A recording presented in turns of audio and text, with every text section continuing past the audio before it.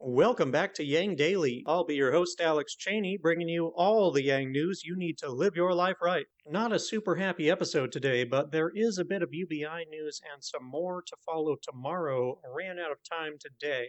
Let's get grooving. Quick shout out to our Tier 3 patrons, Peter Park, Shay Meehan, and Nathan Stankowski, as well as all our other patrons. You keep us all informed and engaged. If any of you out there want to join these advocates of humanity first and independent journalism, head on over to patreon.com/YangDaily. It would only take a couple of bucks a month from each listener to keep this podcast and community going and growing into the future. Now on to the news. The results of Louisiana's special election are in, and Karen Peterson has lost to rival Democrat Troy Carter. It's not the outcome I was hoping for, but Carter does have some progressive positions.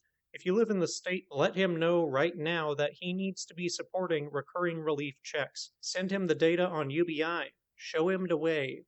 So you remember that crazy Florida bill that would tell counties how to run their budgets and institute felony charges in vague circumstances aimed at suppressing protests, up to and including immunity for anyone running over protesters as long as the driver says they were scared? Well, DeSantis just signed that into law.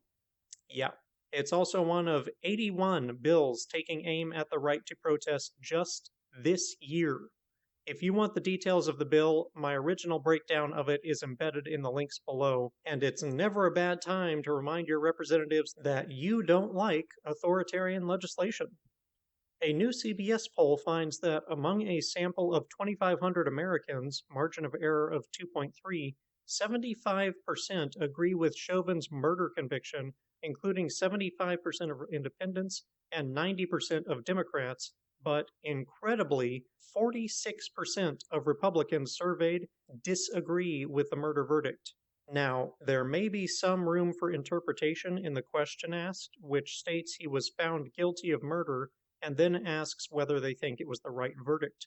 A better question would have been whether they think Chauvin is guilty of murder, or better yet, whether they think he intentionally killed Floyd. As my girlfriend pointed out to me, neither of the murder charges brought against Chauvin required proving intent to kill. The closest was the third-degree charge, which requires a reckless act in which you are unconcerned with whether or not you kill someone. As a legal amateur, I figured unintentional killing was manslaughter and intentional killing was murder, but apparently not. The poll's wording allows for the possibility of objecting to any aspect of the verdict, which included second and third degree murder, as well as manslaughter.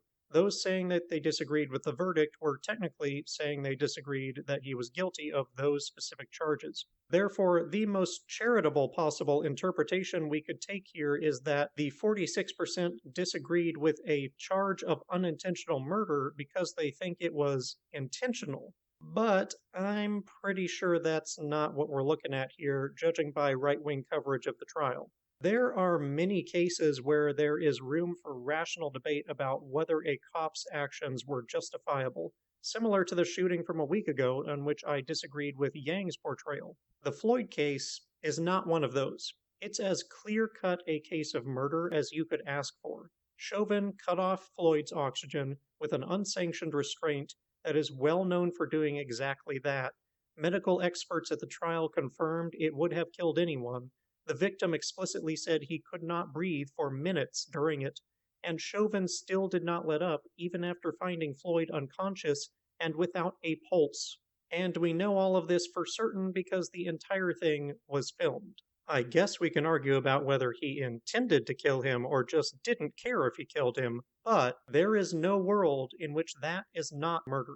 For anywhere near half of the Republican Party to think otherwise is further evidence of the neo-GOP's mental derangement, stemming from whatever combination of racism, delusion, or partisan tribalism. Just in the past year, the GOP has proven itself to have become a party that largely opposes democracy and science, while supporting insurrection, deadly misinformation, and now, murder.